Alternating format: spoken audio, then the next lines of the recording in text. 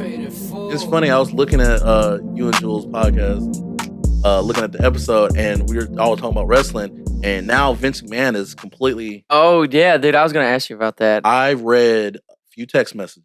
I didn't read all of them because they got I read leaked. some of them. They're gross. That man is a freak. A freak doesn't. No, I don't think there's a word created yet. He's the first man on television that downplayed his character, who he truly was. But it makes sense why he kind of did some of those weird stories. But now he's like, this is the first time like no McMahon is part of WWE. Yeah, that's crazy. I don't know where this is gonna go. He's old. He's stupid rich. Yeah. Oh yeah. He'll be all right. He's ridiculously rich.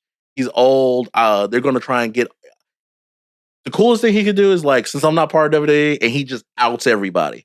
And I kind of want to see it, just like an implosion of him going down a list of like 50 years. This person did this. I kind of want to see the implosion of him acting like that. Not the dirt. Yeah, I want to see him dirt because he can or can't, because he could just go down with the ship. He's old, right? Yeah, it's like that island, right? Like, dude can out it, or he can get killed, or it's kind of like these are old things, and it's like it's terrible because nobody ever speaks up like during the time, being if they're scared or they get bribed, the settlement.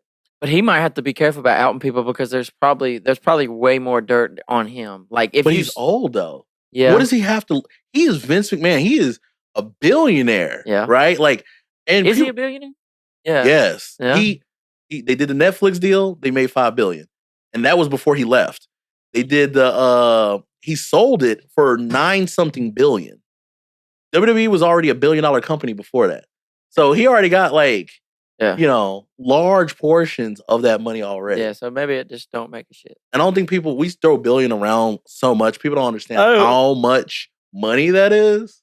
Oh, I don't understand $1 million. Right? I really don't. Like people say, oh, that's just this, and this. But like it's still hard to grasp, even just 1 million. In your lifetime, if you live up to like maybe 70 to 100 years, you may have spent $1 million, maybe 2 million at most, right? Yeah. And if you live like just a normal 30,000 a year, you may have spent throughout your lifetime that much. So to have that much where people lifetimes, and then multiple times over, times, because I mean you've got to start times and stuff to get to $1 billion. Yeah, you got to. Yeah, billions like 100. Wait, it's 1,000 million. 1,000 millions. Yeah, that's 1,000 millions. And there's people that have more than 1 billion. Like that is insane. Which is like ridiculous. Like, and then the pandemic, people had even more. And then those are the people we count for. We don't talk about like Middle East. Those guys. Yeah. Yeah, like Dubai and stuff. Dubai, right? They've got some insane shit over there. They got so much money. But there we go. We get off the top. But like wrestling, I have wrestling events. I got 5 dates. I got the TV show thing. I do a TV show so interesting because I'm doing wrestling TV. It's on the local channel KL5, TV 35. A lot of people don't know we've always had a local TV station. Yeah, I don't know. And my TV wrestling is called Hype and Glory. March 1st is the next one. May 3rd. I can't remember. We got July, we got September, and we got November. And I may add some more dates. I'm trying to normalize the wrestling, and it's at the in the area, like make it back a norm, because the venue we're at, the recreation center by Hobo Jungle or whatever they call it now, the Poindexter Sportsplex. Wrestling was there back in the 80s. This is like Ric Flair, the Von Erichs used to travel through there. Yeah, so it's kind of cool to like. I'm the first person since I think 95, 94 or something was the last time they had wrestling. So it's really cool.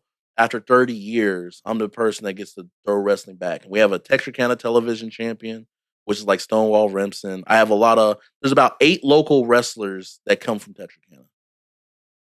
And there's a legendary wrestler at Action Jackson. I don't know if you ever heard of him. Action Jackson. Yeah. He did my last show in December. He wrestled. Yeah. I thought he's older now, right? Yeah, he's older. I thought I may have seen him when they came through WWE, came to the fair one time. Probably. Yeah.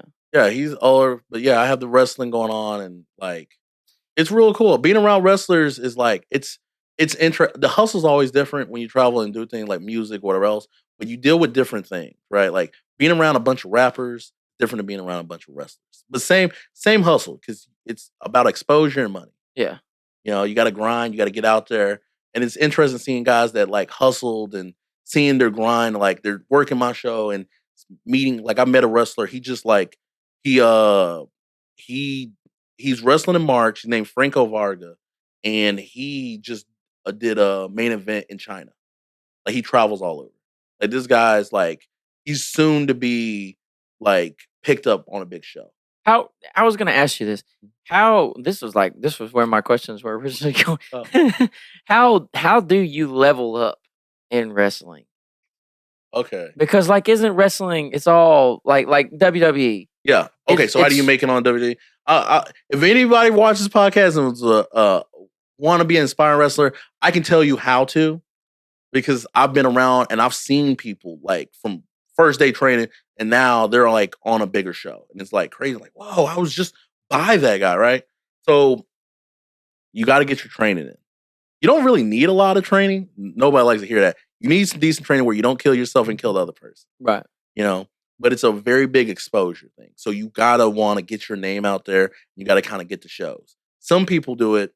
They just stay in a certain area. Texas is a big wrestling area. That is a known, it's like Texas, Illinois, which is Chicago, Memphis, Florida, California. Those are the wrestling spots. Everywhere else, 1 or 2 shows or whatever else. And you want to get on WWE, which WWE does right now. You don't have to have any wrestling experience at all. You just be an athlete and you just find the time and date, look on the website and apply for it and see if you become a wrestler. That is, if you want to be a WWE wrestler, and this has happened to some guys that are in wrestling right now, they just apply for it. They just apply for a tryout. They go to by that area or they go to that area for a tryout because WWE right now wants athletes over people that do indie wrestling. Because just because you learn how to wrestle don't mean you know how to wrestle the WWE way. A certain way. Because there's different ways to wrestle. And I know people that just straight up get signed. They're an athlete. Then I know some people that don't get signed and they have to build an indie name. You know, they got to work their way up and become that name like a CM Punk or somebody. Yeah. So it's different routes, but the easiest route is just go on the WWE website. Pretty sure it's free, and you just apply and you just I know what I'm doing tonight. Yeah, you just and you just go on a trial, you know, and just and be an athlete, be young. You want to be younger. Younger works, you know. Fuck. No, yeah, you're like, oh, I can't make it on there. Yeah, you just and it's super easy. Like I have I know people that did the route. They said no. I know people that have applied like 3 to 5 times. Yeah, WWE says no or say, oh, we're see there. And then I know people, they build that name, you know, and I know people that they stay over in Japan. I know some people, they work on the show like AEW. You ever heard of AEW? Yeah. That's the new one that's really big. It's a guy named Brian Keefe. I remember seeing him when I was helping out Booker T doing volunteer work and stuff back like 8, 9, 10 years ago. And he was like just, you know, getting better. And now he's signed to AEW recently from Houston. Booker T school is in Houston. If you want to go that route, Booker T probably has the best school. A lot of people like, no, I got like a wrestling school. Yeah, wrestling school. That's cool. Yeah, there's another school of a guy that helped train with Shawn Michaels or helped train Shawn Michaels. I love Shawn Michaels. Back in San Antonio. There's schools everywhere. Cody Rhodes has a school in Georgia. Dudley Boys has a school in Florida. Ah, the Dudley Boys. Yeah, there's wrestling schools is like everywhere. There's so many ways, and then you want to kind of like get on these lists. Some people say, "Oh, the lists don't matter." They help because they're exposure. There's like a PWI's Pro Wrestling Illustrated list, top 500 wrestlers in the world. Right? To be number 1, you got to be like John Cena or Roman Reigns. Yeah. So like, but I mean, to be a good wrestler is an athlete and an entertainer, because that's almost more. That's almost like, you know, you could be a super cool athlete and slam people, but if you don't know how to like talk on a microphone, I feel like that could hold you back. So I saw a recent podcast with Shelton Benjamin. Shelton Benjamin? All right. Shelton Benjamin. Shelton Benjamin said he was always an amazing athlete and a great pro wrestler, but he could have been a better superstar. He was missing those factors that he because he would never talk on the mic or nothing. He wouldn't really talk. He wasn't that entertaining. Yeah. But he was so good wrestling. And I feel like they could have did more with that, but they wanted more from him. Not everybody has to be that great. But it's just like, how can you market? Because you're marketing. Because I mean, they took like the Undertaker, never had any lines. Yeah, but he was tall. Yeah, but that he fit the look. Yeah, him and Kane didn't really have to say shit. But. Yeah, you had to, and that's kind of like the thing. Like, does your gimmick resonate? Yeah, Stone Cold wasn't originally Stone Cold. Rock wasn't originally The Rock. You know, they were completely different people. Then they found something that just resonated. I remember when John Cena came out the first time. John Cena he was in tights. He was in tights, had a terrible haircut. Yeah, he had like bleached hair and shit. They said he almost got fired. He did, but he was about to get fired, and then they were like freestyling. Somebody called him, and he's like, "You should do that." And I remember when he had. I bought his album. Yeah, and he got super big. Album went platinum. And he's like this mega star. So you got to like, how can you work this look? And then it's so many. It's like a lot of factors. Like there's a wrestler from Texarkana. His name's Kang Razor Ray. This guy is like an athlete. This dude can go. He wrestled an hour. He can wrestle. He's just super talented, and he's great with kids. He says himself, he's getting to the point where he feels like he can really resonate to the next level. Like he can talk on a mic, he has this look, but something's not there where he feels like it goes further for him. Same thing with, like I say, like Jeff Hardy. Mm-hmm. Jeff Hardy had the look. Whatever during that time, the pop punk time, Blink 182. Jeff Hardy's out there. You're just like, yo, I'm cheering for this guy. All you had to do was jump off of something tall, and you're just like, hell yeah, I'm going for Jeff Hardy, right? He didn't have to talk. It was like right time, right place. Yeah. Some like Goldberg at the right time, right place. He didn't have to talk. He just had to be big. Man, he beat the shit out of people. beat up people. That was his whole deal. Like there was times that nobody could even touch him hardly. Yeah. He was like undefeated for so long. So it's just kind of like a look of Remember when he had to fight that other bald guy that looked like him? Yeah. He tried to bring him in. And he just beat the shit out of him too. And he just beat him up. Goldberg's a really cool. There's been some gimmicks that miss. Like I could think of like some funny ones. Like remember the Hurricane? So the Hurricane's an Hurricane.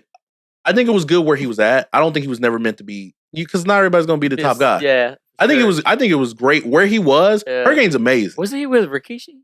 No, he was with Roman Reigns' brother. He had it was Roman Reigns' brother before Roman was real young. He was really big dude. Who was with Rikishi? Too Cool. Too Cool. Oh, the dancer. Remember they did dancing? But he was with another Samoan guy. So you're right. Hurricane. Hurricane was with a Samoan guy, which was Roman Reigns' brother. Yeah, I can't think of who it is. I can't think of his name either, but like he was with Hurricane. little green, the green suit, the green and black and everything else. I was actually watching clips of him and The Rock. Yeah, and it's just like hilarious. Yeah, I think like some characters, but some of these wrestlers are just iconic, like Rey Mysterio, Kane, Rey Mysterio, Undertaker. Is like religious to Mexico and Mexico. Like he is the go. Like how we feel about like Stone Cold, Hulk Hogan, Rock, or Ric Flair. Oh, he got to be. Hispanic people. Ric Flair is the GOAT. You're not gonna say nothing against. Yeah, Ric Flair is iconic. But I loved Rey Mysterio because like I don't know, I had an older brother, so I was always getting like beat up in the neighborhood and shit. Yeah. Like, but it made me tougher, Yeah. But I liked watching WWE when I was little. Yeah. Because he'd be fighting like that one time he fought like Big Show, and I was like, dude, if he could take on the Big Show, like I'm finna whoop my neighbor, bro. Yeah. I've met Kane once. It's a really tall, big guy. Yeah. I met a lot of old school wrestlers and everything. Yeah, we was at WWE in town, and Big Show did the shh. Oh, then before he does the sound, and it was in person. It was loud. I touched John Cena. He gave me 5. That was cool. Oh, did you? My boy beside me caught a wristband. I have a friend that has a wristband of John Cena too. Yeah, like he threw the wristband. And, that was important stuff. Yeah, no, like it's iconic. I remember when Carlito said, what was her name? Candace. Candace was dancing in the ring. Yeah. And Carlito said one of the funniest things I ever heard. We was in 4 States Fair. Yeah. He told her. He told her quit dancing. He said, "You don't dance in a barn." I was like, "Damn!" He really roasted. No, he signed back. Really? Yeah, he's back in WWE right now. That whole shit with him and John Cena was crazy. Remember, like they played like the stories back in the day was wild. The US title, man. He stabbed him in a night. John Cena got stabbed him in a nightclub and shit like that. That was a very out of pocket story.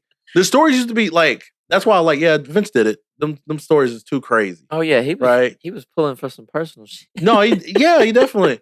There's supposed to be like a biography about him, and I want it to be released. Like because like Vince, his original last name was not McMahon.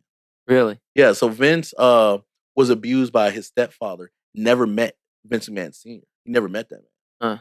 But I guess his mom still named him. So he ended up leaving the house or whatever else, and then found his dad. And his dad, like, I'm your son, whatever else mom told you.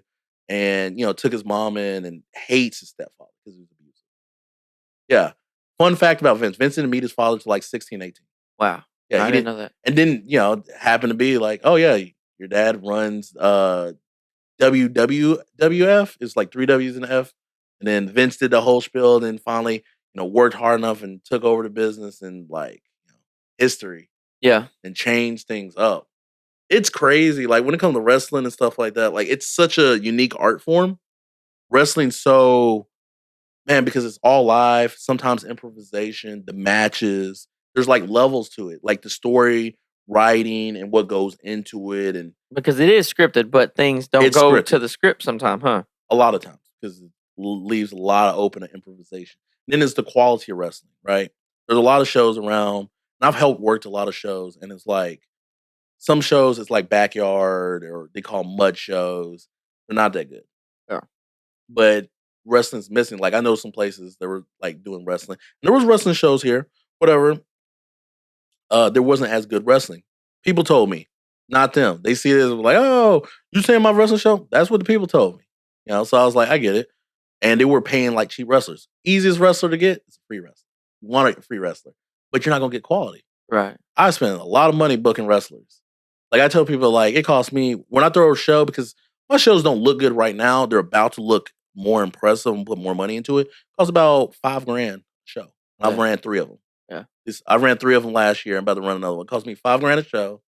And I'm hoping this deal comes out because I ain't got a lot of $5,000 in me. Yeah. But it takes a lot of quality, and I'm about to step up the quality more. I got ADT. Shout out ADT. Oh, yeah. Shout out to ADT. 80 the mayor. He's a genius. Jewel wouldn't spill out his genius. I back that up. He's my filmographer because 80's a big nerd. He's too cool to be. I gotta sit down with him. I've been waiting to sit down with 80. He's my filmographer guy. Like he really. I had an idea to have a bunch of videographers together, so I took them all out to dinner one time. Oh, really? And shit. We sat down and talked one time. Really? Yeah. But I never followed through with the plans. But that was one of my main interactions with him. And I was involved with something here in town. They did like an award show or whatever. So I was. Oh, and plus, with Brandon? Yeah. Beto? Yeah, Beto. Yeah. I went to me and Beto graduated together. Yeah. Nobody ever knows. Like I'll be like, yeah, I graduated with Beto. But, we do. Shout out to him too. Yeah. Shout out to Beto. Yeah. Talk about a sound guy, like OG sound guy that knows everything. Yeah. Dude's been like a genius behind sound since I was in high school. Yeah. Really smart guy. I wonder what he's doing now. He did the award show. I know he did 1 or 2, 3 years of the award show, and then I think he stopped doing that. He had like these people are so negative. It's like they'll ruin damn near anything you do. I fight negativity in every event I do. Yeah, like it's got to be. Like the wrestling shows, I'm fighting negativity. The amount of people when I did a show, I won't say I got blackballed. Some people don't use me at other shows, like my other gimmick when I'm a wrestling personality. Don't use me. They felt the way I did my own show. Whatever. When I showed the Texarkana television title, some heat. People did not like that because there's a Texarkana title that goes back since like 2008, right? That has some wrestlers on it that are actually more known now than back then, but they're a Texarkana title. So I was like bringing back the homage of that. We got the title. Right now, my current champion is Stonewall Remsen. That guy is about to. I tell everybody, you better watch him because he's going to be on TV. Yeah. You better enjoy him while he lasts, while he wants to wrestle in a little old school gym in Texarkana before he gets signed. Because that guy is like to the moon. Like every time he's wrestling a bigger name, somebody else is critiquing, he's talking to somebody else, he's going places.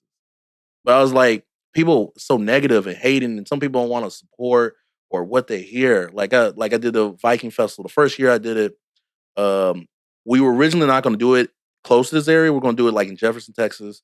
Whole drama thing happened, and we had it in Falk, right by the Falk Fairgrounds.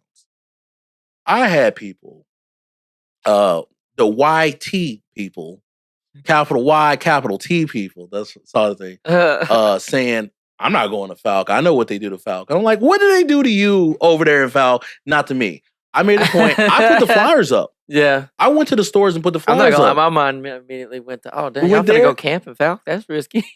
That's what everybody was saying.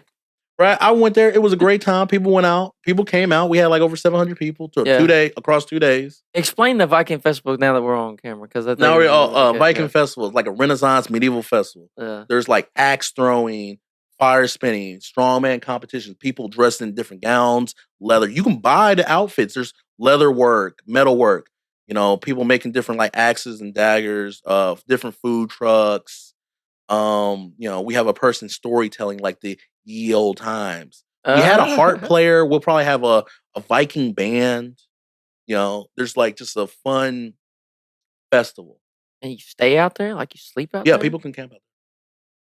And where's we'll it be at? at the Dancing Ranch. Ronnie Dancer. Okay, yeah. Great guy. Have anybody ever heard of Ronnie Dancer? Really great guy. Like every time I talk to Ronnie, he's just such a fun-loving guy. He was like, "Why don't you come out here and have this festival?" I was like, "All right." You know, I was looking for another place to just really cost? What does it cost something to get in? Or yeah, it costs about. I think I got it $20. Yeah, it's $20 or $30 for both days. There's a camping price. Yeah, you know, you can find it on Spring Awakening Festival. The event's called Summer Awakening Festival. We're gonna have it on summer equinox. No, it's summer solstice. Usually we have it on spring equinox. Yeah. Like next year, I think we'll have it back on the spring equinox, but we're gonna have it on the summer solstice. Vendors, look on the Spring Awakening page for it, you know, or the Hypecon page or hypeconevents.com, you know. And like I said, I met with so much negativity, even doing video games. People meet because you know how many times I've been like, esports, blah blah blah. I'm like, people like mad, like even like pricing. Like some people think it's too pricey. I remember I was running during 2022 and 2021. Between those 2 years, I ran about 30 Tuesday tournaments, right? And we just did esports, Smash Brothers, so tournaments. Maybe every once in a while, like Guilty Gear, or Tekken, or Street Fighter. We're just running, and I was like, you know what? I'll put a $200 pot on the last one we're gonna do. We're gonna have all these people compete, and everybody's like $20 to enter, and it was like a pot of $200, and everybody's like, that's a little bit expensive. When I say a car ride of New Orleans people heard about my tournament, drove from New Orleans and took first, second, and third, and drove back and said this is an easy lick, and left. They beat everybody in town. And I was looking at it like, y'all complaining about price. These drove 5 hours and took the dubs in the car ride. Yeah. They drove together like, oh yeah, we better get this money. Yeah. And y'all out here complaining about the price when the pot was like $200, but you get more when people pay to join the tournament. Yeah. They were happy. They all chimed in on gas, and that was nothing. They made money. You know, they all came out with like over $100 some each. Yeah. Just with all the people that entered the tournament. And I'm just like, it's negativity. Like I'm met with negativity, just like your tournaments are too expensive. Not expensive as these guys. You know, they'd be like, oh, the Comic-Con expensive. Like I'm bringing, you know, I brought Power Rangers. When's the next Comic-Con? They have them here? I throw the Comic-Cons here. Oh, there's a person that also throws Comic-Cons. I don't know when the next time he hasn't had one. Pandemic. Mess it up. Is it coming back though? I plan one. It's looking for a venue. Texarkana, Arkansas. I've been working with the city of Texarkana, Arkansas. Shout out to the Texarkana, Arkansas AP Commission and all the city council and everything. I'm working with them. So I'm mainly having my events on Arkansas side. So like my wrestling events right now is on Arkansas side. My Comic-Con is going to be on Arkansas side. And I'm trying to look at my venues and trying to look at what's the best venue? How can I really like pack it out and looking at guests? Like I said, we're talking about Bryce Papenbrook. Want to bring Aaron Yeager because, you know, Attack on Titan ended last year. So I want to bring him out. His schedule fills up, but it's difficult. Texarkana doesn't understand big events. This is why Texarkana loses great things. Like we had Peak Fighting, the MMA thing. Peak Fighting's amazing. Yeah. You know, shout out to Peak Fighting, Johnny and them. They're great. Their videography, everything's great. I don't know when they're going to come back in Texarkana. Okay, yeah. I don't know because dealing with Texarkana is difficult. Like Texarkana loses things because there's a lot of people in power that are small-minded or they don't want change because they're good with the money they're making. Right. You know, it takes people like you or me and like Jewel and 80, people like that wants to add new things, you know. Or what was that DJ Cam? DJ Cam West, yeah. Cam West. It takes people like that, like throw more events and everything else. Yeah. And then also like to get into more involved with the city and doing like different cool things like Cake House. Cake House is amazing. Mm-hmm. It's too good for Texarkana. Texarkana does not deserve Cake House. Yeah. Right? And I don't think people understand how good they have it having a spot like Cake House in Texarkana. and trying to show other people how does that work? Why is this good? How does this make this grow? Because we have an entertainment district. We need more businesses. But it's hard because people raise the prices so quickly. People don't make good deals and then make it harder. Yeah. I've dealt with a lot of hard deals with my events, like trying to throw a Viking festival. Because everybody's like, I do weird events, right? Because there's already the same old country stuff. I'm not about to do country. Yeah, there's plenty. But there's plenty of people out there that are into the stuff you're describing. Yeah, there's plenty of people, and they need something to do. They don't need to always travel to Dallas or Shreveport. They need to have it in town. That's why I spent like over a decade traveling and learning these different events, making connections. That I have friendships with like some famous people, and I can book them here. They cost money, but I got to build up into that. Pandemic put a very big stop, so I haven't did like a real Comic-Con in a while, right? Because it changed so much, and then like some deals aren't good. Some deal, there's a lot of things of me learning how to work in Texarkana and do things. But it's it's an amazing big thing. Oh, Maples, Texas. I got a rock and metal festival, Recovery Road Festival, with my partner Jason Butler. Will be Maples, Texas, right outside of Mount Pleasant, 3-day music festival. People ask, why don't you do that in Texarkana? Ask Texarkana why we ain't do that in Texarkana, right? Like, and then it'd be real. Like, ask Texarkana because they got this big stage, and they do some events and stuff like that. But where's the big stage here? The festival area downtown. Okay, downtown. Oh, you're talking about the outdoor stage. Out there, out there. Yeah. And but isn't that just like a track? Isn't it just like a trailer? No, they got they have an actual stage next to the railroad. Like they. Okay, yeah. I know what you're talking with about. The bathroom and stuff like that. And it's just like, ask Texarkana why, and it's not me saying, it's just like I want to bring more things, but Texarkana makes it hard. Constant people tell me I should just go on, bite the bullet and stop trying to get back to and do somewhere else. And go somewhere else. Like because like bigger. I fight constantly. Like I have a scholarship with A&M for esports. It's never promoted. Why is it not promoted? Ask the college. It's my money. Why aren't they promoting with my money? Yeah. I have a scholarship that goes to students that encourage them to sign up for A&M and, be in esports and, pursue that route. I'm trying to create that, which A&M just signed for an esports thing. So their esports is going to get bigger, but it's difficult. It's very, people that in charge it's rough in his area. Like who's making decisions, who wants to do this. And you see that a lot of time with venues and artists, and somebody will do some stuff and you just stop. That could be because the person's not business savvy, or it could be that person's bad at business, and a lot of people block other people. There's a lot of like rumors and lies and it goes on that stops events from happening. Really? There's multiple people that have tried, like I have dealt with people here where I've dealt with some good people. So I'm not, that's not everybody, but I've dealt with people here like doing an event. They've like blocked me. Like straight up, it just made it difficult. Like to the point it was disrespectful for me to try to push through an event. Wow. Like they just tried. But I've also had people like with the esports and everything I've done, people ask me to do esports all the time. Yeah. And it's crazy because before I couldn't do no esports. They would block me on it. They were like, no, I don't want no esports. It's video games and it's dumb. Now it's like, oh my God, when are we gonna do esports? Yeah, it's a I didn't know that. I haven't tried anything big scale yet. All my little ventures have always been like, how can I get a couple people to, a handful of people to use me for some type of service or something. I think like Beto did a really big thing with the Art Latex Awards, and that was amazing. And the best thing I always say to people, don't do it on your own. If I could change I was on the committee for that deal one year. Was you? Yeah. You want to know, you got to know people like Universal Vibe. Yeah, but still, people still complained. Like, he had a whole committee, and they were just like, oh, he didn't like me, so it didn't work. People are going to complain. Didn't understand, like, that they didn't understand that the voting and shit happened. That first of all, people were voting. Second of all, he had a whole committee of people that voted, not just him. People voting, like people like I deal with wrestlers mad they don't make a list. They don't understand the purpose of the list. They don't understand the purpose of what's happening or what like the architects, what Beto was actually doing for the culture, for the area, for these artists here. They're missing the point because they're getting their feelings. Yeah. That's when you get in your feelings, you don't want it that bad. But what I say you need you need a group of people. Like I do a lot of things on my own. I have some good help. I do have some good help, and I need more help, right?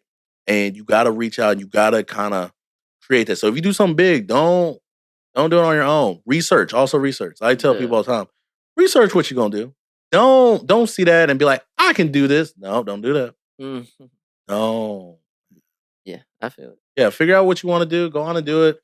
Put it together. Also, shout out to Universal Vibes. Shout out to Tamika Grady Food Truck Festival. Shout out to the Recovery Road Productions. People that do events here. Man, if you get some time, go out and support these events. There's some unique, amazing events, but they need to support the area because if they went to a bigger city, they'd be more successful. Right. But that defeats the purpose of doing it. I don't know. Me and my wife don't go to very much. I mean, I'm a hermit. I'm a hermit for the most part. Like that's why but I'm a hermit. But I want to do more, like a Comic-Con deal. Like I've kind of been getting into more of that type stuff. So oh, for real? Yeah. Yeah. Which like a lot of people don't know about me. Like I'm real big into Star Wars. I don't know how tapped in you are to Star Wars, but like I'm like all the way tapped. Really? I've seen everything. I've read over 100 Star Wars books. Like I'm really. Yeah. Oh wow. Yeah. It's funny. I talked about Star Wars 2 days ago with a friend of mine about it. Like I haven't watched The Mandalorian. They're supposed to make a Mandalorian movie. I haven't gotten to that. You haven't watched any of The Mandalorian? No. Oh my god! Everybody says it's amazing. That's better than the original. Damn near. That's like the closest thing to. But that's like an example you were saying earlier. They're just throwing money at stuff. They have done that, and they've had some misses. But the story as a whole is cool. This last trilogy disappointed me. I didn't even watch the last one. Yeah, episode 9. Yeah, there was another thing. Like they started off with J.J. Abrams, and then they got Ryan Johnson, and then they wanted to go back to it. So the story doesn't jive because it was almost like they were working against each other. Yeah, and I feel like episode 1, episode 2, episode 3. I'm gonna be like, I'm that guy that felt like Jar Jar Binks was a Sith, and the guy George Lucas had cold feet and didn't follow through. It makes more sense, Jar Jar Binks, because it's weird. Yeah, it's just like accidentally messing stuff up. Yeah, he messed up because he just kind of backed away because it made sense, Jar Jar. I'm that Star Wars fan. I know more about Star Wars history than real history, and that's probably a problem.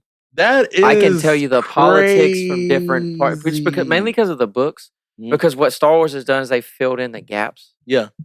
And that's the thing. There is no gaps in Star Wars. If you add everything the books, goes right in. And then you have legends and canon. So like when Disney wrote over, there's a new canon. Yeah. And that means all the hundreds of books that they had are what they call legends now. Yeah. So you can go back and read this, and like I'll get in a phase where I read a bunch of legends books because I don't like going back and forth because it takes me out of it. You know what I'm saying?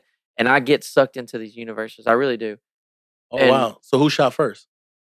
Oh, definitely. Okay. That's not always the thing. But they've reshot those movies. You know what I'm saying? We're on like the third version of that movie. And this is why George Lucas had to relinquish. George Lucas is one of those perfectionists. When technology, and that's why I realized, like, hearing him in the interviews, he's always going to change things up because it wasn't his original vision, but it's what we saw. Yeah. He was limited. Yeah, he was limited by the time period. So what his vision didn't fit what he wanted, but I feel like if we could take his original ideas and put them with the stuff we have, like the CGI and the stuff like that, it could have been like. But I don't know. But there's like a nostalgic feeling about Star. There's shit in the original trilogies that don't make sense, but people are blind to it. They just love it. That's true because it is. Do you feel Jar Jar was the Sith the whole time? I don't know. I just think he was next to Palpatine in every shot. He has the yellow Sith eye. Well, I mean, if you read the books though, or you watch he did the amazing flip that no other. He showcased amazing skill. Yeah, I've seen the videos. I've watched people talk about this. And it takes away all that character development, all that showing him. Like if you just cut Jar Jar out of the first movie, you got a short movie. Yeah, it had too much focus. But I think Jar Jar. But the real plan for Jar Jar was to be for kids because Star Wars always has the kid aspect to it. Do you think he was the Chewbacca, not the Sith? He wasn't the Sith. Okay. I don't think so. He was supposed to be that portrayal thing. Comedy, the comedic relief. Him getting his tongue stuck in the pod racer and his tongue didn't work for a little bit. Him getting beat up by Saboba because he got his tongue because he ate one of his stuff walking by. There's a lot of things. There's a lot of un-Sith things he does. But that's what made it great for the reveal because out of nowhere, who was the old man that out of nowhere, it just didn't. it didn't flow out of nowhere because like, oh, he's the Sith and Anakin kills him, and it's like, what? You talking about Dooku? Yeah, everything just kind of what? Well, I mean, when they, I don't know, like these are cool theories they're saying, but like once you read the books and you find out all the history behind it, like they really set Dooku up way earlier because Dooku was Qui-Gon's Padawan. I mean, Dooku was master. And Qui-Gon was Obi-Wan's But in the movies, master. it doesn't really help get that through. No. And they could have spent so much time that he spent on Jar Jar doing that. I really think he was comedic relief.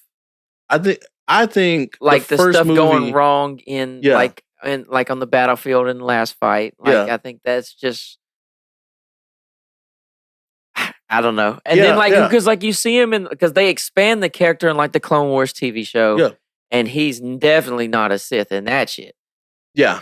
Well, that's why it's like you got. Have you seen the Clone Wars? Have you seen Rebels? Yeah. Have you seen Mandalorian? But that's the thing. Like he's always like he has the Sith eyes, and he's always next to what's it called? He's always next to him. Yeah. And just like how. Well, that's just because he's supposed to be representing Naboo, though. Every shot with the eyes. That's crazy. You know, because like the thing like about George Lucas is supposed to be symbolic, and that's why I didn't like this last trilogy. Because I'm like, so what's the point of Finn? What's the point of this? What are you doing? Yeah, they missed on a lot of things. Right, and it's just man. But these new TV shows have been good. They've had some really good TV shows. Some of them haven't been needed. Some of them have been shoved in there, like Boba Fett. The problem with like the Boba Fett TV show is that they made Mando, and Mando is basically what we thought Boba Fett was. A badass that's very mysterious combat bounty hunter. They gave us that. And then they tried to go make a Boba Fett show and they tried to make him like a good guy and he kind of sort of, and he was supposed to be taking over Tatooine as the crime boss, but he didn't want to be a crime boss. He wanted to be. See, that's just. And so like they made him like a pansy and they made Mando, which Mando has a good heart. And like you'll say if you watch Mando, like you need to go watch Mandalorian. Okay. I will say that. Everybody says it's amazing. Oh, dude. Everybody says it's so good. Like he's exactly what I thought Boba Fett was, except maybe a little nicer. I loved Rogue One. Rogue One is great. I loved Rogue One. Rogue One is amazing. Rogue One surprised because I was like, I think it was like, oh, I'm going to movies. What movie? I'm like, there was nothing good at the time. I was like, I'll go see Rogue One. I went in with no expectations. I was just blown away. Like, this movie should be promoted better. Yeah, and then you can go watch Andor now, which is a whole TV show based off of the character Andor, the spy guy that runs around with her. It kind of gives it, and that's season 2 of that. Just got done filming. Yeah, this is a whole like Star Wars verse now. Oh yeah, no doubt. Yeah. So like, just like MCU, which I'm hoping I don't get burned down on like I got MCU, but like Star Wars would be different for me because I don't know, I really clicked with it better than like I always was into the MCU, but like I don't know, the books really kindled like some I don't know this was like 5 or 6 years ago. Yeah, but no, even more than that. It's just like 10 years ago when I really got into it. And like I said, I've read hundreds of books. You like Darth Bane and stuff? Oh my God, yeah, like the Darth Bane trilogies. Thrawn is amazing, dude. Thrawn is great. Timothy Zahn, the dude that writes that. I would love to meet him. Yeah, that'd be someone cool to get at Comic-Con. Timothy Zahn, I always like take requests and say like, let me see what. Dude, if you get Timothy, I will come to it. Yeah, I love Thrawn. So Thrawn is one of the coolest fucking characters ever. Yeah, and they always say him or Bane. I always hear because like those they have their own trilogies and it's better than the movies, like damn near. Well, they're like the goats. They're the like if you if you look at go read Darth Plagueis if somebody's still listening at this point, just log into this. Right. Go read Darth Plagueis. You may have to do really want part 1 and 2. I will. I have to do your conspiracy part. Actually, fun start. So I would read Plagueis because that's Palpatine's master, and that is some shit. And then it makes the movies make more sense. The movies, like especially the prequels, make so much more sense when you watch the TV shows and you read the books. Yeah, because it makes it like it really like especially Clone Wars because Clone Wars starts off and it's like, oh, this is a kid show, and then there's like genocide and murder, and then like fucking war and like real adult themes happening. It's almost kind of like Avatar where it's like this is a kid world. And the more you watch it, you're like, oh fuck, they killed all the airbenders, like Jet and them's parents got killed. It's like them dealing like it's a kid show, but they're dealing with like really, really adult things. Yeah, well, there's a lot of government stuff in it. Yeah, I remember like playing the games, even watching that the Clone Wars show, Yeah. which is the first. I don't even like that animation style, but that show was so good. Dude, Did you finish it? I didn't finish it. No. Like they came back and made season 7. It is. That really? Might be the best. Oh wow! That might be the best Star Wars ever. Yeah, I didn't see because they developed Ahsoka. Yeah, you know Ahsoka, right? Yeah. If you've watched any Clone Wars. She's actually got a show. Yes, yeah. That's what everything is building up to, like, because she just went toe to toe with Thrawn. I hope I'm not spoiling nothing, but surely anybody listening. Right. So they brought Thrawn back, and like, so there was this TV show Rebels. See, look, you're gonna get me going on Star Wars, and I'll talk another 2 hours. Well, we can split this up into 2. Yeah, you got to split up in 2. But so Thrawn is just the best bad guy ever. He's so smart, and the only time he ever loses is always somebody else's fault. It's always some underling that fucks it up because he literally thinks through everything. See, I'm a General Grievous guy because he was just so cool to me. Man, like he's collecting lightsabers. Yeah, but they made him a pansy. Like, so the original Clone Wars. You remember the original Clone Wars that was actually animated? Yeah, like 2D. Yeah, that's what. Yeah. That's not the Clone Wars I'm talking about. I'm talking about the 3D animation. Yeah. That's later. Yeah. But that Clone Wars, Grievous was killing Jedi and taking their lightsabers and all that stuff, and he was so cool. But then you see, like, even in Episode 3, all he does is run away from Obi-Wan and Anakin, and then Obi-Wan finally gets in a fight with him and kills him immediately. Yeah. Well, I mean, it's a little bit of a fight, but he's running. Half of the fight is him running away after Obi-Wan cut off all his fucking hands. I mean, yeah. And so then he's always running, and that's just how they did him in the Clone Wars when they came through and reanimated Clone Wars and had when George Lucas decided they was going to make all these new seasons of this. I did not know you were such a Star Wars fan. Oh, dude, I can talk about. Did you hear the rumor that Tupac was supposed to be Samuel Jackson's character? No, I did not know that. Yeah, there was a rumor that like in early negotiations, because Tupac was doing more and more movies, that he was reached out. When did Tupac die? 94, 95. Okay, so he's supposed episode 1 didn't come out till 2001. So yeah, but they were working on it. Yeah, they were planning a long time. Right. But it was like early negotiations. He was the one sought out to be Mace Windu's character. Wow. Yeah, no, that's like the rumor thing. Like he was supposed to be that character. Samuel L. Jackson is really good though for Mace Windu because he was, I don't know, and then like they expand on him in the books and stuff. I love the fighting style. Like he has this different style. Yeah. So like his deal, he got the different crystal, went to the different planet. Yeah, he got. So I mean, and how that happened in real life is he just was like, hey, I want a purple lightsaber, and like he they couldn't tell him no. Yeah, you're like, all right, Samuel. But he has a different style. If you get into it, like he's real the only deep, one, right? That knows that he style. has the style where he feeds off of the other person's like dark side. Yeah. So like that's why when they finally come to arrest Palpatine in Episode 3, like everybody else just immediately gets chopped down. Because because like even Kit Fisto, the little green guy, they just destroy everybody. And these are Jedi masters. Yeah. Well, some of them were masters, some of them were just nice. But they go to arrest him. They show up. They accuse him of treason. He says it's treason. Then whatever, you know what I'm saying. And then he jumps over the desk, blocks Mace Windu, stabs one, blocks Mace Windu, stabs another guy, and then him and Mace Windu fight. Yeah, that's where Mace Windu gets the best of him. But it's how he planned it out. I think is what the general understanding is that he meant to lose, where to set the situation up with Anakin, and but like these shows and these books expand Anakin. It makes way more sense because in the movies I was like, why the fuck did he just turn to the dark side like this? Well, see, that's why I liked the Clone Wars show that was like developing Ahsoka because it made so much more sense. The movies, all they really kind of show was it's women. It's women. That's why. Yeah. It's girl. Yeah, she has she's a Star Wars character that everybody likes. Guys like her, girls like her. She's not just like Rey where she just was like magically fucking strong. Oh yeah, Rey Skywalker. Yeah, she's just got the Force. She's that one. Like what? Yeah, and so they developed her good. She sucked at first, and throughout time got better. Like I don't want to ruin this because I think you should go watch Clone Wars. I think you would get into it. I've met Carrie Fisher before she passed. Yeah, she was awesome. She was great, and so like her, I don't know, some of these characters like Padme, like you can have a badass woman, but I feel like they force them.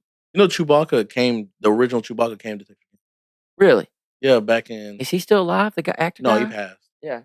Yeah, he came to Texarkana. If you didn't know, since you're such a big Star Wars fan, I remember I helped negotiate that deal, and he came to Texarkana. I would love for some Star Wars stuff to come here. And he was so tall and everything. Like, he was a really cool guy. He's older. It was right after. It was during the time they just got done filming episode the episode 7.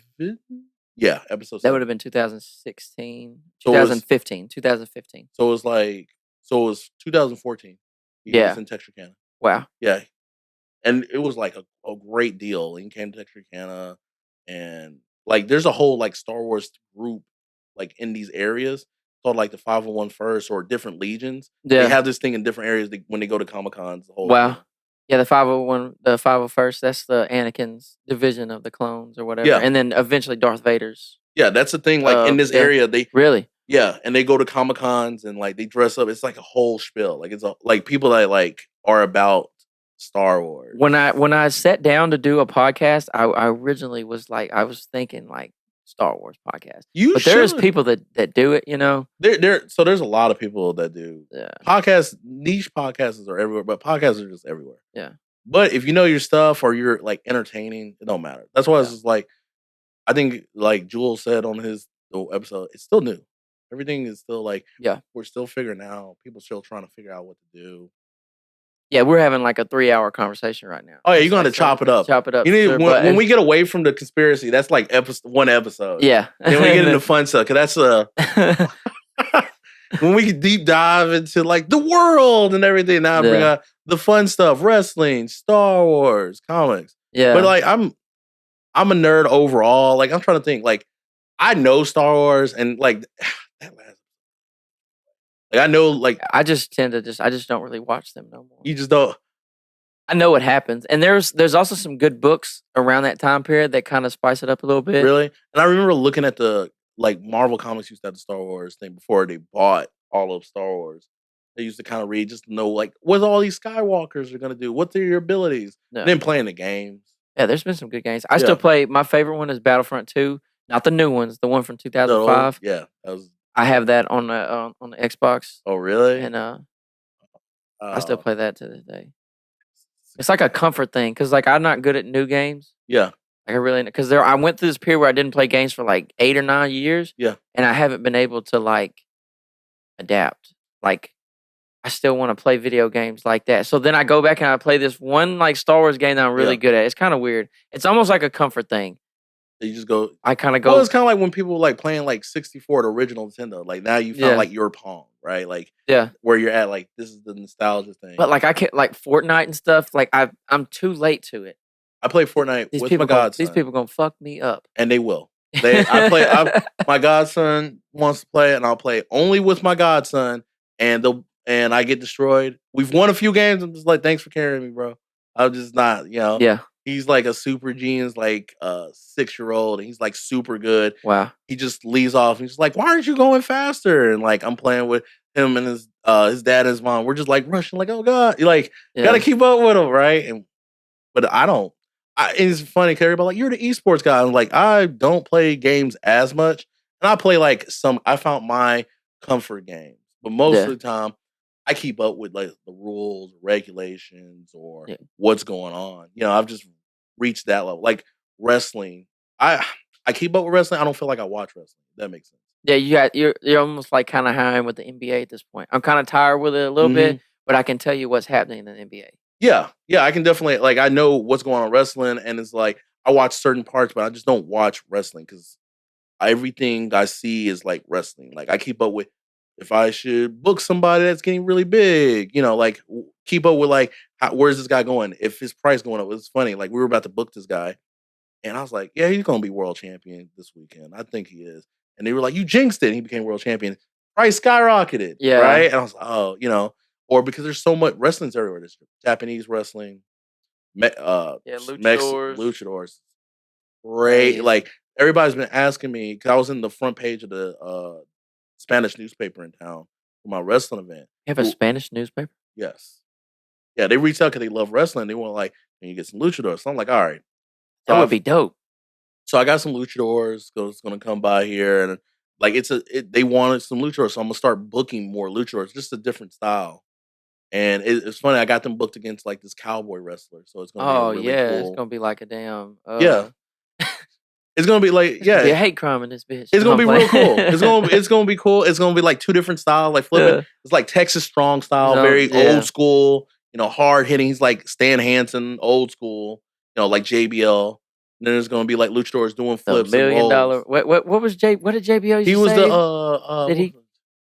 Ted DiBiase was the $1 million man, but JBL had some type of because he was something about him to be rich. Then he became rich, and he became John Bradshaw Layfield. Yeah, JBL. Yeah, but he had something to do with money. But he came in with the limo with with the horns on the front. Yeah, because he was the character Bradshaw was beer drinking. He invested in stocks, and then he became the guy that owned the rich guy that owned land and ranch. He owned a ranch and came out and he had the cabinet and the ranch and he had the clothesline. Yeah. Him and John Cena had some battles there. They fought at WrestleMania from 2008 because he had it, I think 2002. 2000 was it that? Was it that far back? 2002 or 2003? Dude, in this used to be my grandpa's house here where we're at. It had to have been that far because they taped it.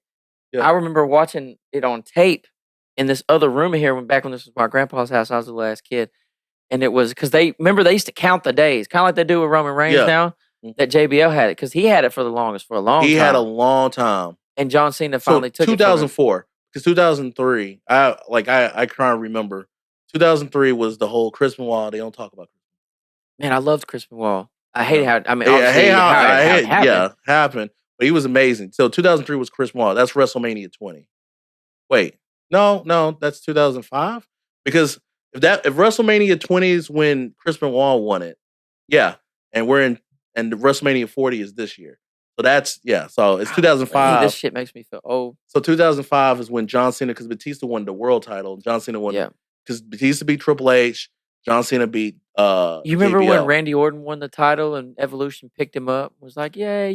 He beat Chris Benoit. Yeah, and then they slammed him and turned on him. Yep. Batista dropped him. And Ric Flair and Chris. They was like this. Boom. And they went like that. I cried. I was a little kid though. That was like, it had me shook. I was like, man, this is awesome. And I was like, wait, what? Well, yeah, that was what? Like, why'd y'all do that?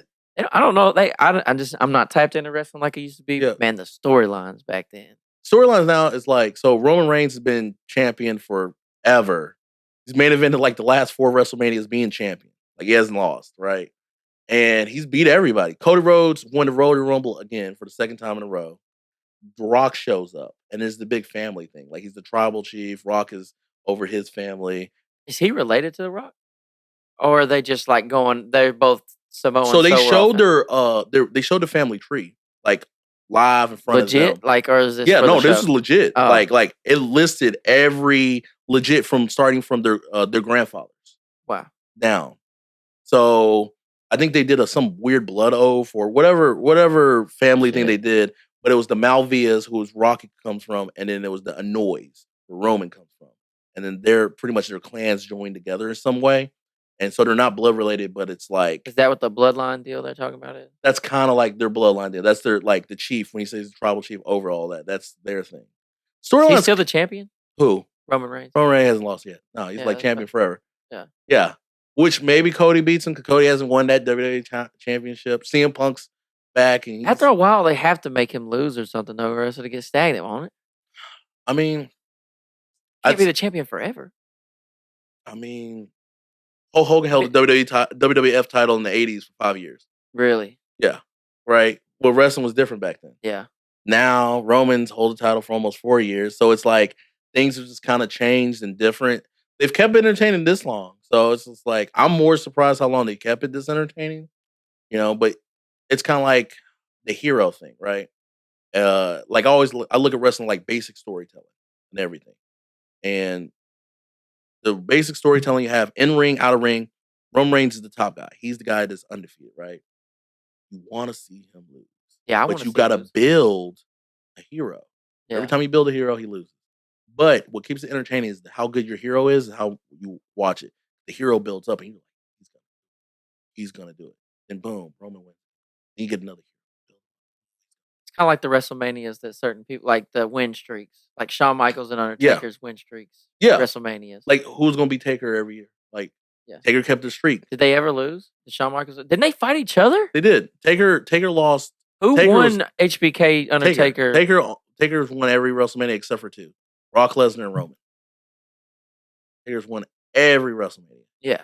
But Shawn Michaels only lost to Undertaker though, right? Wasn't it? No, Shawn's lost to other people. He lost to Stone Cold. WrestleMania? I thought they both fought each other. other. He lost to Chris Benoit in a triple threat for the world title. Oh. Remember, it was like... I thought they both had an undefeated deal and they fought each other one time. No, it was Mr. It was like Mr. WrestleMania versus the streak of WrestleMania. Because Shawn, even though he lost, he was like Mr. He was the face of it. Yeah, he was the face. He was always the guy that had the best match. Like DX, like dressed up. My funniest DX moments when they dressed up like man, Shane and Vince McMahon. All them. Shane, and Shawn Michaels in the ring. When he's just tossing around. Yeah. That's when are you retarded? What they doing the chicken cock jokes, right? Yeah. Yeah, all the time to Vince. Yeah. Oh yeah, and they took all that. They couldn't do that shit no more neither. Remember they fake drop poop from the ceiling on the top of them. Yeah, bro. Wrestling had some like, but even like Stone Cold and Vince McMahon's beef is some of the craziest shit ever. They cemented the car. Yeah, beat him up in the hospital. Came in with the beer truck and like squirted. The beer truck is legendary, bro. Came out there just Zamboni and sprayed down with the beer. Man, like iconic stuff that you probably never get. I don't think you'll get wrestling like that anymore. No. And they don't bleed no more, which is probably a health thing. So I think no. It's a PG, the TV station. Oh, where they're on, but they're going to Netflix next year. Oh yeah, so it might get wild. It may get wild. I hope it gets wild. It was completely just a TV thing. Sponsors. Yeah. That's the and this is where original topic. Money. You make them bleed consistently. We're pulling our money from it. You know, and so they were like, all right, no blood unless it was accidental. No blading, none of this. Because wrestlers got fined. Like Batista bladed one time, he got fined. No, Batista made crazy money, so it didn't matter if he was like, whatever. It was worth a movie star. Yeah, he's like, he retired from wrestling. Yeah, I would too. If I was Drax, ain't that his name? Is it? Yeah, it's Drax. It's Drax. Which I think John Cena may come back once a year. John Cena say he's retiring when he turns 50. That'll be like, I don't know, him and Randy Orton, which they all cycle through hero to villain, which John Cena hasn't been the villain very often. But John Cena hasn't been a villain since early career. Yeah, early. Since early. Yeah, but like I think he may have been the one that there was a time in my youth that was like special, like for that, like while I was really into WWE, he was the man, and so like he'll forever probably be like, in my eyes, the GOAT, but not. I know, like you know what I'm saying to me. Yeah, because I can still tap into that kid watching John. I think John Cena is the GOAT. Like I don't care what nobody says. Everybody like you can pick and choose and say nobody's did what John Cena did. He carried that company to a level where apparently he was gonna turn heel one time, but Vince said no. John Cena just did all these Make-A-Wishes. John Cena wrestled consistently at that level, like where injuries, like because everybody like Stone Cold. Stone Cold had messed up knees. Yeah. When he got popular, Stone Cold was out. When Rock got popular, Rock went straight to Hollywood. John Cena being where he's at, how long? Because where were we talking about? John Cena like debuted like 2001, 2002. Yeah. And now he'll do one match a year, right? It's amazing that he's made it where now he's just now doing one match a year. Yeah. You know, holding the title all those times, facing off over and over again. No, he's the GOAT. Yeah. Consistent too. Like he's just so consistent. And everybody knows John Cena. Oh, 100%. But he's everywhere too. Like in the like he was in the Super Bowl commercials last night. There's a comedian that I can't remember. It was a white comedian. He's so hilarious. He said he was talking about special needs kids. Oh, you're talking about Shane Gillis.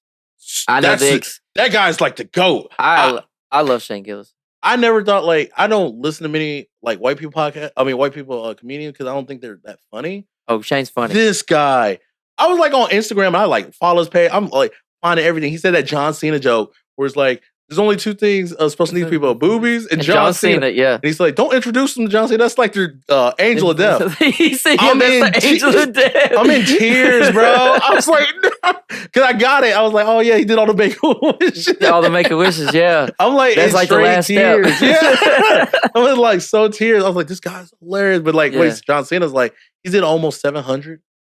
That's crazy. Yeah, that's ridiculous. All those titles. But Shane, speaking on Shane Gillis, that is one of my favorites. I listened to, so he has a podcast with Matt McCusker, and I showed up for Shane. Yeah. Matt. Is he? Matt is that dude They are fucking funny. I may Both have of them to together. check them out because it's called Matt and Shane's Secret Podcast. Okay. They're Patreon's #1. Oh, are they really? Yeah. All right, so but you can see them on Spotify. You get the regular episodes, but you can pay, which I don't even pay, but yeah, to Patreon. But apparently, they are the #1 Patreon. I need to check them. I need to check the other guy out because Shane Gillis is like just them two together. So funny. He's hilarious, and he's a history. He uses history a lot of times. No, I've seen funny. I've seen him when he's talking about like he went to George Washington. Yeah, dude is so I don't know. Like he's usually I don't find many like comedians that are just good. Yeah. Like I was talking to a friend the other day. Like we were talking about Mike Epps, and I was like, Mike Epps is a funny guy, but he's not a good comedian. Yeah, I don't. Right, really. And there's a lot of comedians that we think are funny that are just funny people, and they may have one thing, but they're not good comedians. Yeah. And I was talking about like Cat Williams, that legendary interview Cat Williams did. He was pointing out we can spot a good comedian. Good comedians will have a comedian special currently on. Yeah. But if Netflix or whatever pulls that special, they're not funny. Yeah. And we know they're not funny, but we just kind of like over the guy. That's a good comedian. You don't go to see that person. Yeah. I saw Dave Chappelle live. He's so funny. And Dave is like the GOAT. Yeah. He is just effortlessly funny. And Dave is like when he met Shane. Yeah. He kept so I don't know if you're tapped in on all like what Joe Rogan's got going on in Austin, like the mothership. Oh yeah. And so I follow the yeah. So Dave Chappelle is there all the time too, and he's always trying to bring Shane on stage because like it's just Shane makes him laugh, like genuinely. Joe makes Rogan him laugh. really started convincing Dave to move to Austin, to move to Texas. Yeah. And since the pandemic, it was started since the pandemic. Yeah. And being down there. That I used to live in Austin. That gives me a reason to catch. I never know when Dave is in Austin doing a show. Yeah. I'm like, bro, I will drive 6 hours and go and see a show. Especially you say it's Shane now? Yeah. Oh, man. They're him and Shane are boys. Shane's on Joe Rogan's podcast. He was on Joe Rogan's podcast this week. Like this week. I gotta check. I check out like it's periodically. Ever since he moved to Spotify, I don't watch Joe Rogan's podcast. Well, now he's on Apple now too because he just signed like a $250 million Spotify deal. Oh, so he's not exclusive no more. Yeah, that was part of the deal. Oh, was that the podcast could be on YouTube and okay, cool. He's not that. I like that. But he is through Spotify. The deal is still through Spotify, but you can find the podcast on Apple. And I'm tapped into Joe Rogan because Rogan. It shows a lot of people like people dislike Joe Rogan because they expect a dude bro. Joe Rogan's a dude bro. They expect dude bro to know everything and have the same culture and responses. What Joe Rogan does, which I commend, is he'll get somebody significantly smarter than him that's out of the culture and explain it. And then he listens. He doesn't argue. He listens. And he asks questions.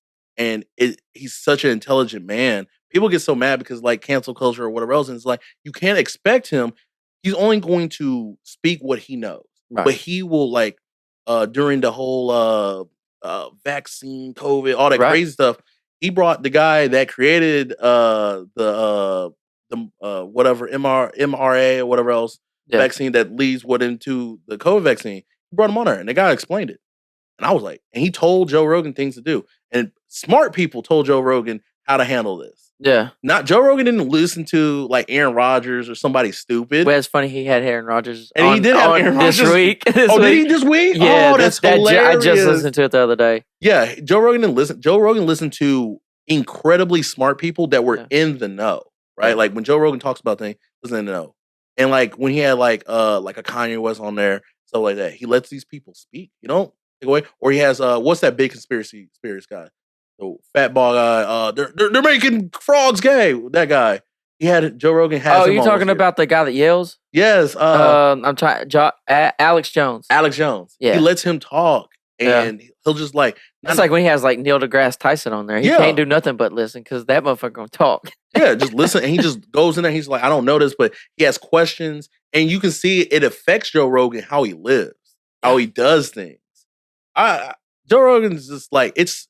I wish more podcasts were as open. More podcasts trying. It's only so much you try and like curve like how life is. Well, they're trying to. They want to niche everything down, and his deal is kind of a more open thing. So it's kind of going against them. Like if you get on YouTube right now, and like what I've been doing is like trying to learn more about. Okay, so podcast tips. Yeah. They say niche down.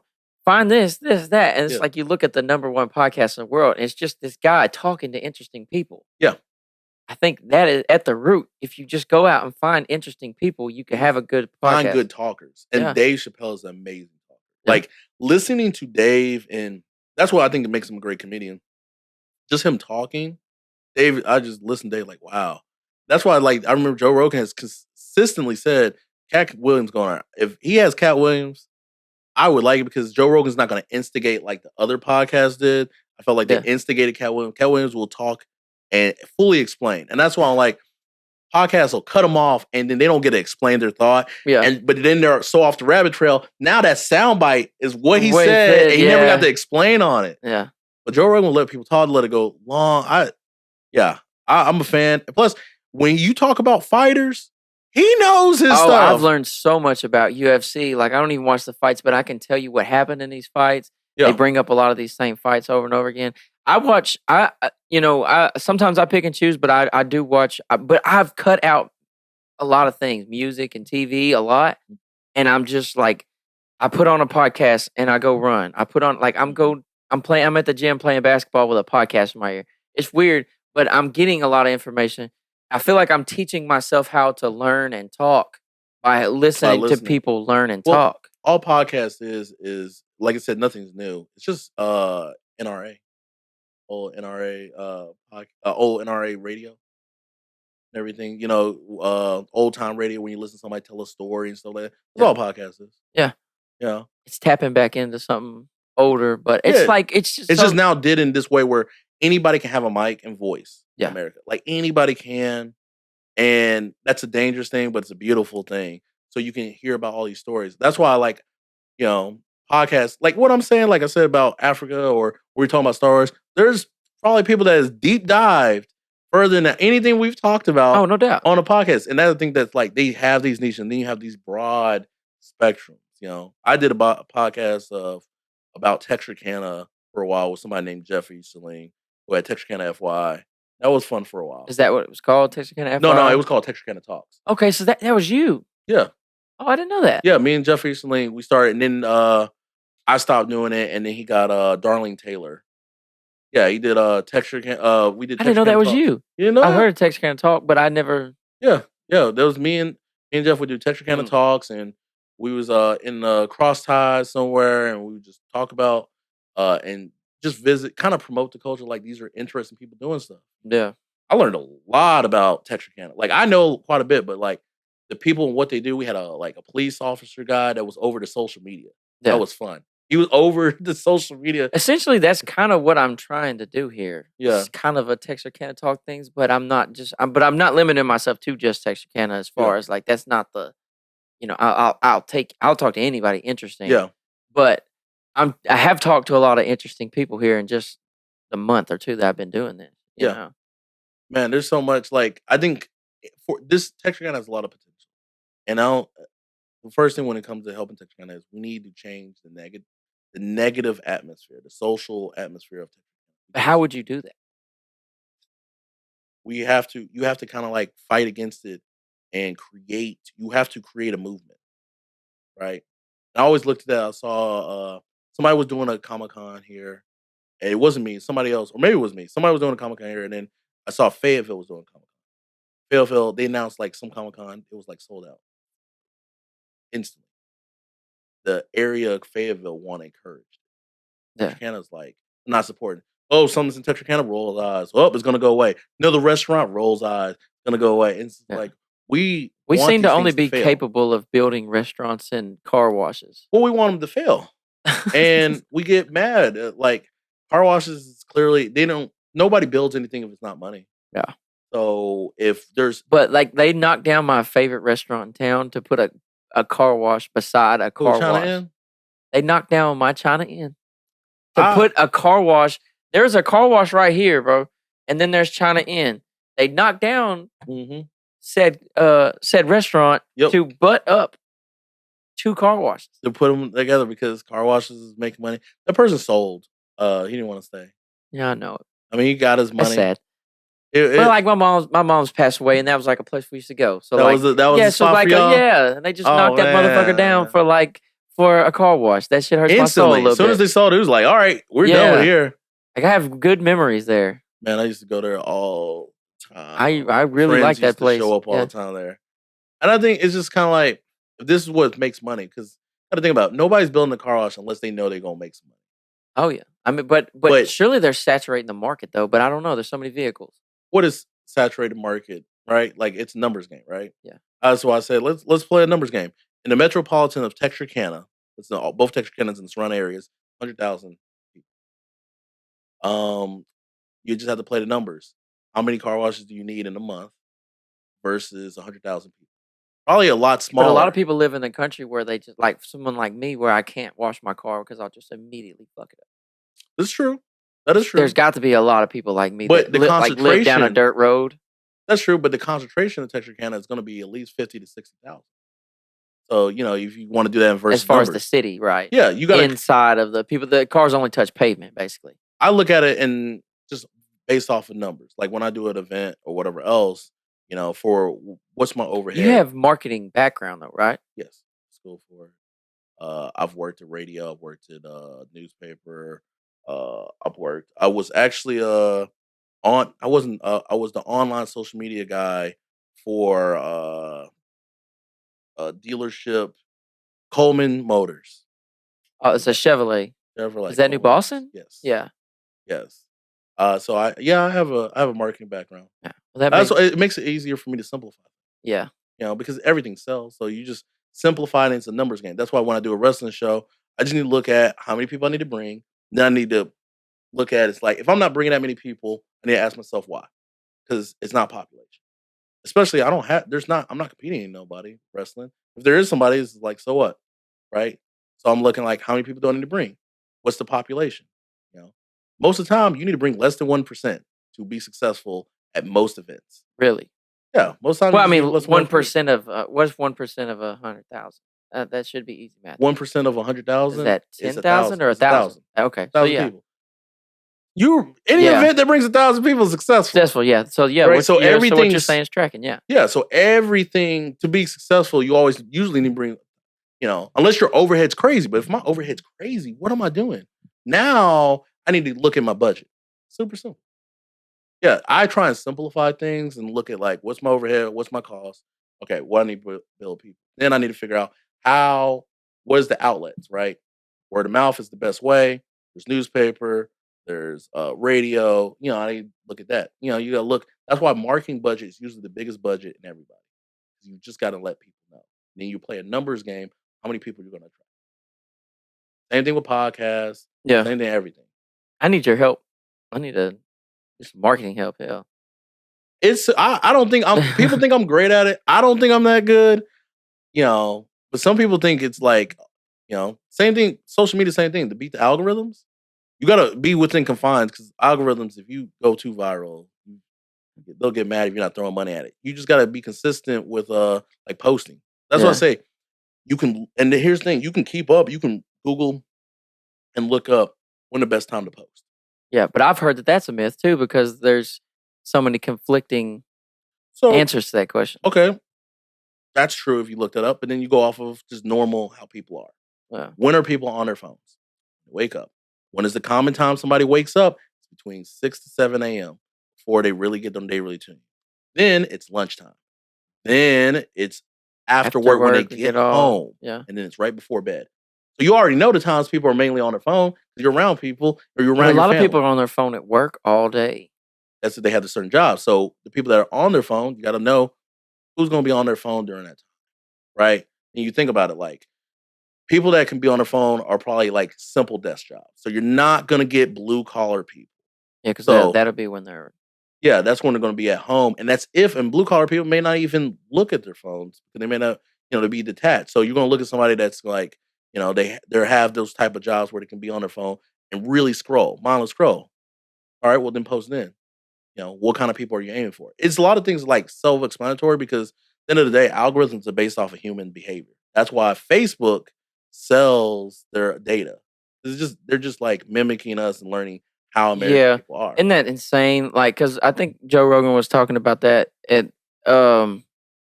We didn't know how important, like, of course, Facebook is free because we're giving them the most important thing that they could have. Yep. Our information. Yep. Our habits. Our thoughts. Mm-hmm. That's it. You're giving that person them. So you get a digital imprint. You're making a digital imprint, and they selling it off. Well, that's kind of why to bring that back around. That's why AI kind of scares me because they could just like give me everything on Joe Teel because that like they have a podcast, the Legion of Skanks. It's just like they're it's Big J Ogerson, Lewis. I try to Louis think C.K. No, Louis K. Gomez. Oh, okay. You would probably know these two guys if you saw on their frames. But anyways, they have 800 episodes of this podcast. So they loaded in 800 episodes into this AI, and like this AI came up with like a performance of them based off of all the information. So like we put our thoughts and our feelings out in our posts, and it's just like and it saves when you type up even if you don't hit post, that is saved. Yeah, and so we put all this information in, and this like that could just be recreated. The smart thing with Facebook is what makes Facebook so smart is they create social media as a bubble, as in, whatever you like, they're going to market those similarities to you. So it keeps you not reaching out. Yeah. And that's dangerous, right? Because now you have enough data. Now you have an algorithm that's constantly, it knows you better than you know yourself. Yeah. And that another thing is that now I'm learning that they don't really want you. So like I've been learning, okay, so I post a link. Okay, I drop I'll drop an episode of a podcast. It'll be a YouTube link. Nobody sees it. I can check the insights. I have a professional page. You have a professional. I can check the insights. Okay, it didn't get hardly any views. Yeah, so you gotta put it in the comments. You can't put it. Yeah. So like I can go post. I can go right down. Go to YouTube and check out my new video, and it'll get seen by 600 people. Yep. What it is, Facebook doesn't want you to post. They don't want you to leave Facebook. If you're scrolling on Facebook, you see that link, you click that link, that takes you to YouTube. You go scroll on YouTube for another 6 hours. That's a potential 6 hours of doom scrolling. You could have been on Facebook. Yep. And so that's the game. And then like now everybody has infinite scroll, where they, you know what I'm saying, which is just the ability for them to just show you things once you get beyond your videos, friends and the clips, everything going on. You're never gonna scroll on anything and run out of shit. Remember, you could go on Twitter back in the day, like old, and they could be like, "Hey, you saw everything." Yeah, you're done. Remember that? Yeah, you're like, "Oh, you're done." You're done. Yeah. Go to the top and see if you can find some new shit. You will never, on any social media, you'll never do that no more. The crazy thing, and this is something like Elon said, like it was like 40% of something on Twitter was bots. Yeah, because we have so much information on people, they just recreate that person. So there's a you somewhere else that's posting like you and just change a few things up. It's crazy how that wasn't the original idea, but where it's at now is so. Yeah, they couldn't have imagined. Then they sell it. Yeah, and then like the selling part's weird because why are you buying? Right, that's the part where I'm just, what is that person gonna do? Where like, are you talking about like Elon getting Twitter? Yeah, well, no, I'm talking about like if they selling the data. Selling the data. They're selling you. Oh, right? Yeah, they're selling that shit. Yeah, they're selling us. They're selling us on social media. Well, they're probably selling it to. There's probably advertisers like big companies are dying for this information. Yep. McDonald's, Coke. Yep. These companies that have us in a chokehold, they don't. It's not an accident that they know how to sell us stuff. How to what to market, what to sell. They get all that from just fucking watching us. Yep, all the time, and we don't hide it. Well, it's a need. That's why it's a need to just like outwardly post some personal things, and then everybody want to watch. Ooh, now it's us in the algorithm. So like when I post a lot, and I probably post too much, but it's like I'm building this character. Yes. In order for me to be like. You know what I'm saying? That's the podcast guy. That's Joe. That's the dude that does this. Everybody, I tell everybody, that. I always tell people, what you see on social media, how I talk on social media is not in person. Do not talk like that. I actually type different than how I speak. Yeah. A lot of people are just surprised by that. It's just like those are different people. I got to post something. I got to get my numbers up. Yeah, and that's the thing. I've been lately. It's like I'm looking in my dashboard, and like sometimes I post stuff that I know people will comment on, and it's just like, dude, I don't need to comment. I don't need to post this, but it's like we could get our engagement. We need to get our engagement. It was just funny. Like I'm doing like on my Hypecon page, I'm doing 29 Black characters because it's February, like History Month, and man, The one that got the most engagement is negativity, and it's I posted that Yasuke anime. The Yasuke is based off of a black samurai, and I shared it to a big page. They are tearing every day. It's been 10 days, and they are still. But I'm like, good, give me money. Looking at give me $1 a day. Help get them numbers up. I'm not tripping. You know, like help me. I can't tell you how many times. Like we'll post clips from me and Luke's show, and me and Luke are out of pocket. That's the point of the whole show. Yeah. And that's why it's different than this show. This show is my more composed show where I think about things. On there, it's comedy. That's what it's labeled as. We're just having fun. We're making fun of stuff. We're making fun of each other. We're arguing. But like, I see this comment is not very creative, and I see it all the time. This is why just not anybody needs a podcast. Anybody, no, you know, I just see that shit all the time. And like, that's funny. We had one video go viral, like big viral, and like, I think there was like, I want to say almost 1,000 comments on it. I think at one point, and like, bro, 900 of them had to been negative. Yeah. Yeah, I bet. Honestly, I think I'm curious of what Opus clip, if you chop this up, what it's gonna say.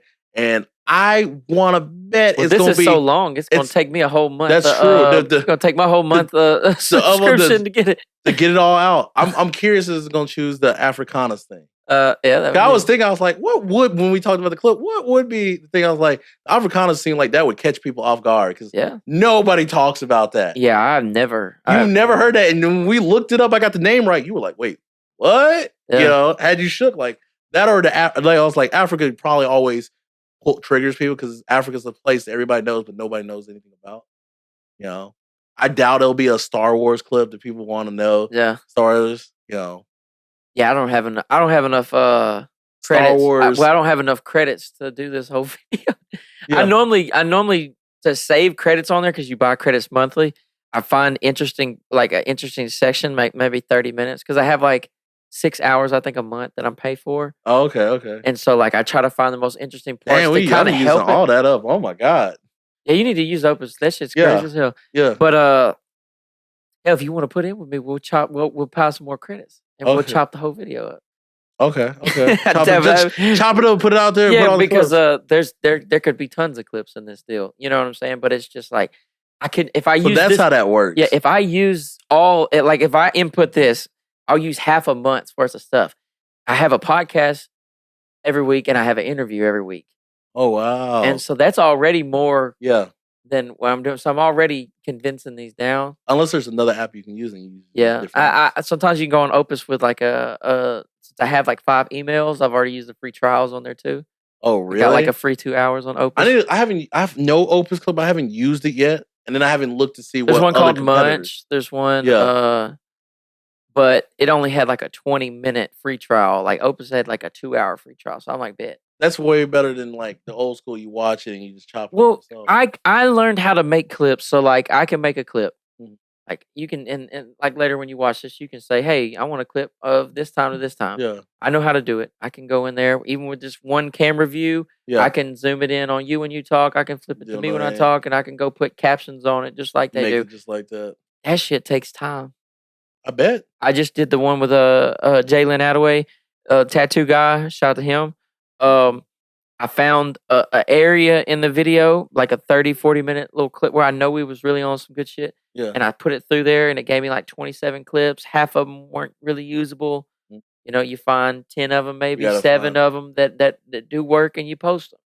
Man, I don't know where we're at or on time. I know we're super over. I don't even know. Like to think of where was maybe at one point I could have been like, that's where the African, because I think that's the only clip I think. Yeah. Now like meta, like where's going to be the good clip on this exact podcast we're on right now? Like, yeah. We ought to wind down because I'm just trying to think of my editing capabilities. Yeah, I'm not even sure I can do this shit. It just went on in a circle.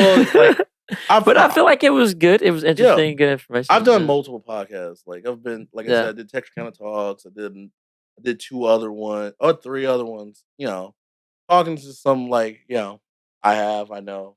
Yeah, I had to get good at it because like how I negotiate deals. Yeah. You got to when you want to negotiate a deal with somebody, find a common interest, and I had to learn that. Esports, Comic-Cons. You know how many times I had to educate people on what a Comic-Con is? Right. this point, I just say it's an indoor pop culture festival. Esports, it's electronic sports, video games, but on a competitive level that you can generate money. I had to learn how to say that, but I had to learn how to say that and look at a person, analyze a person, and then find a common interest.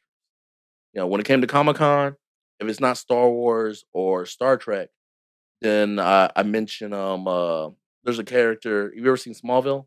Mm-hmm. The dad who played Superman's father on Smallville was Dukes of Hazzard. Oh, that's the same guy? Yep. And I use that to build that bridge. Yeah, you gotta use that to build that bridge. So I always use that. That's why I was like, I became good at talking and knowing just a lot of. Yeah, you have to know a lot of stuff. You have to, like, especially in this. Did you think that I would know some of the shit that I know? Star Wars had me shook. Like I was like, oh, let's see. You can say Star Wars. I was like, oh. Like, you know way more than me. That's why I asked you. That's like, well, who shot first? Han, of course. And I was like, oh, he swatted it. You swatted it like it was nothing. Yeah. Most of the time, people look at me like, what are you talking about? But you knew any lore I could throw out or rumors or you just knew it. Yeah. I was like, okay. Yeah. I like to find, I don't know, man. I'm good at finding common interests, and I think that's the most important part of like doing a podcast. Yeah. No, I could literally, I feel like I could sit in here with almost anybody and find something.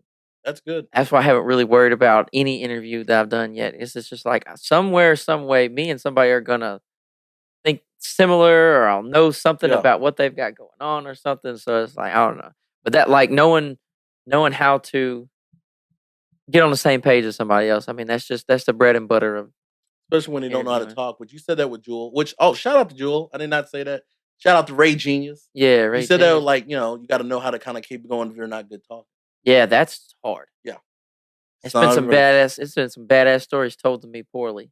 And you're like, man, this would be a great story. Yeah, man. If they could just talk. And like I even told my wife, I was like, if we could take so and so's storytelling and put it to his story, we'd have built something. Yeah. Yeah. But yeah, man, this has been a great one. This might be a 3-parter. Hell. This may be. But no, I want to get you back in and talk. Maybe we can. Now we got to narrow it down. You probably better don't give me like. I can go off of any defense. You're like, what? Yeah. We get some more mics in here, dude. I'll bring in 80 and Jewel and you and V, and we could. I used to love being on the Block Party podcast. Yeah. Oh yeah. Oh, that'll be fun. Yeah, that'd be lit. I've been wanting to do something like that. Oh, you gonna be KB? I'm going to make KB jokes the whole time. Hey, I hope one of your future guests needs to be KB. Yeah, I want to go. I want to talk to him. Yeah, you should. Yeah, so I'm gonna reach out to him because everybody keeps telling me he is, and he's a music guy. I've never met him. Really? I don't know how. Crazy. Out of all the paths I've crossed, like tons of people know me, tons of people know him. KB's like a savant and like a genius level. Like the way people, like now he almost has like something to live up to at this point. The way. Man, people have been talking so highly about him. Like I'm expecting he's gonna be humble. Him and his family gonna be humble, but it's like KB is just like he's like such a savant with food and music. Like his palate to things he takes in is on a next level. Like I like, man, I don't know why he built different. The dude is just like just be like that. He understands. Like I always joke with him, like, we'll eat food. Like, we hung out and eat food, and he'd be like, man, this food ain't good. And I'm like, you right, this food ain't even that good. And he'll break it down why that food's not good. Yeah. Then he'll talk up a food, and he'll explain, like, the taste and everything else. It's in this? Yeah, it's like when I talked to Tyler Trout, the underground pizza guy, and he started telling me about, like, how much dedication he puts into the pizzas. A lot, yeah. Okay, well, that's why the pizza's so good. Yeah. Because he understands. It isn't just like Domino's worker guy where he's just like, well, there's a recipe they tell us to use, and that's what we bring you. Yep, he fully knows. And having people that know, like, just what they're in is, like, amazing. Shout out to Underground Pizza. That's my folks. Tyler Trout. That's my boy. Yeah. But, man, we got to get out of here, man. Yeah. Hey, man. Darby Tillis, Darby Deuce. Yes, Darby Deuce. Yeah, man. I've enjoyed it. We'll do it again for sure. Yeah. And I'll get in. Next one, I'll tell the stories of more famous people. I always try and bring it in. Like I know, like a lot of famous people. I don't think that's cool. Like Goku, I can tell a funny story about Goku. The guy? Oh, Chris Sabat, the guy who did Vegeta. Yeah, I know. I've met all of them. Hell yeah. Yeah, I can tell hilarious stories about just people. Because I did Comic-Con. So I know a lot of people. I'm about to get tapped into that. Yeah, even some Star Wars pieces. That's my next step. You should. It's the wave now. Yeah. You think One Punch Man could beat up Goku? One Punch Man beating up Goku? One Punch Man is a parody anime. Somebody did a fan thing of One Punch Man versus Vegeta. You should find it. It's pretty funny. I was just trying to start something. You was trying to say we're supposed to get off. Yeah, I watched One Punch Man. I loved it. No, I take everything literal. It was so funny. You ain't gonna trip me. I'll take everything literal. I tear down animes. Yeah. People are like, is this anime good? I tear it down. Nah. And who can beat who? Shreveport, funny story. So did you not like One Punch Man? Sorry, I just can't help it. It's cool. It was so funny to me. It's funny, but it's a parody. Yeah. And people like look at it more than what it is. It's a parody. I enjoyed it because it was funny. Oh, it's entertaining. I didn't get into season 2 that much, but I keep up with the manga. Funny story about Goku. Somebody asked, can Superman beat up Goku? And he tore that kid alive. Good. He wasn't feeling that question because he'd been asked that. He was just like, you know what? I answered. Why don't you watch the YouTube clip? Went in and like, ding, and destroyed the kid. Was like, oh, my bad. My bad. Yeah. Well, you heard it here first, y'all. Yeah. This has been another creators interview. I'm Joe Teel. This is Darby Deuce. I love saying that. It just rolls on the tongue. It's Darby Deuce. I need to be. I want to be a wrestling announcer. I think that'd be fun. You should. I'm always looking for a wrestler announcer. That would be fun. Yeah. I get to yell on the mic. Yeah, come out to the next one. Darby Deuce. Yeah. I get on there just to get it. I'm going to get too loud. I'll be in the ring, coming to the stage, weighing at 127 pounds. He is the creator, the voice of the Creator Podcast, Joe Teel. That was really cool. Would you just peg me at 127? And bro, I'm bad at weight and heights. You be surprised. You think I'm 127? Probably 145. Where you at? Are you 127? Oh no, 167. If anything. Are you? Yeah. Yeah. I would not have. Nah, man. I would not have. Yeah. 145 is close. Yeah. Well, we appreciate you tapping in. Yeah. There's been another episode. Y'all be blessed, man. Peace. So you know I'm paid it full.